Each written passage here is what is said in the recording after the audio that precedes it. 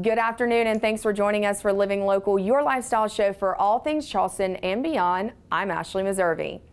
It's Medical Monday here at East Cooper Medical Center, and today we're sitting down with a vascular surgeon to learn about carotid artery disease, an illness that, if left untreated, could cause a stroke, which is the 5th leading cause of death in the United States. Medical Monday, sponsored by East Cooper Medical Center. Joining us today, we have Dr. Jeffrey Rubin. He is a vascular surgeon here at East Cooper Med. Thank you so much for being here with us. Today's topic, we're going to talk about a carotid artery disease. What is that? The arteries in the neck supply all the blood to the brain. There are two arteries in the front. They're called carotid arteries, and they provide most of the blood supply to the brain. There are two smaller arteries in the back of the neck called vertebral arteries. They also supply blood. So when you get blockage in the carotid arteries, like you would like heart arteries or other arteries in the body, carotid artery blockage is important because pieces can break off or the artery can clot off, and that can cause a stroke. Okay, so talk about stroke. What is a stroke? A stroke is a lack of blood supply to a certain part of the brain. A stroke is a permanent loss of blood supply, while there are TIAs, or transient ischemic attacks, which people refer to as small strokes that resolve. Because I think sometimes I get confused with, a heart attack, people get the two mixed up, but they're very distinctly different, They're correct? distinctly different in their anatomy, but a heart attack is the same problem that occurs in the heart. You lose blood supply and you have basically gangrene to a part of the heart. Brain is the same way, legs are the same way. Okay, what are some of the symptoms of a stroke, or?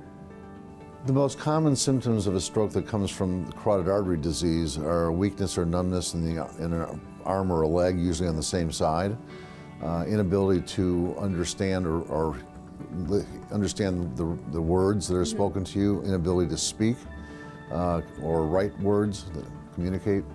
You can get a transient loss in your vision, where you feel like a shade is coming down or going up over your eye. Oh, wow. So is carotid artery disease what always leads to a stroke, or are there different things that could lead to a stroke? There are different things that can cause a stroke. Okay, you so can it's have not a stroke from a little blood clot breaking off from the heart and going up into the same arteries. But you can also have a small aneurysm in the brain that clots off and causes a stroke. But the most common cause is carotid artery disease. Okay, so what are some of the treatment options? Well, the first, depending upon what the kind of blockage you have. So we do ultrasounds to evaluate the arteries. If there's a mild blockage, we can try treating it with medication. Medication meaning cholesterol medication, blood pressure medication, things like that. So smoking cessation is obviously going to come up in whatever you talk to about vascular disease. The next treatment, if the artery is blocked significantly and needs to be addressed, there are two surgical options. One is what's called a carotid endarterectomy. What we do is we open the artery up, and clean it out, and put it back together again with a patch. And that's a regular operation with anesthesia. It takes about an hour and a half, and you go home the next morning. The second option is called carotid artery stenting, and there's a variety of different methods for doing this, but basically the technique is opening the artery up with a balloon and covering the area with a stent to keep it open. Okay, so are people like genetically predisposed to this, or is it, like a lifestyle thing that they need to, or is it a little bit of both? Well, it's a little both. We say with all patients with arterial sclerosis, by definition, is a generalized disease. Okay. So if you have it in some arteries, you're probably going to have it in other arteries. The things that cause arterial sclerosis to occur are diet, genetics, and cigarette smoking. Gotcha. Okay, so after, let's say they have a surgery and you have to do all this, do they need to make major lifestyle changes after it? Well, it depends on how their lifestyle was beforehand, but well, good point. we always recommend stopping smoking. And we could spend hours discussing how cigarettes cause blockage in the arteries, but cigarette smoking has an adverse effect on arteries and even healing arteries. So if you continue to smoke after you've had it fixed, it'll probably recur.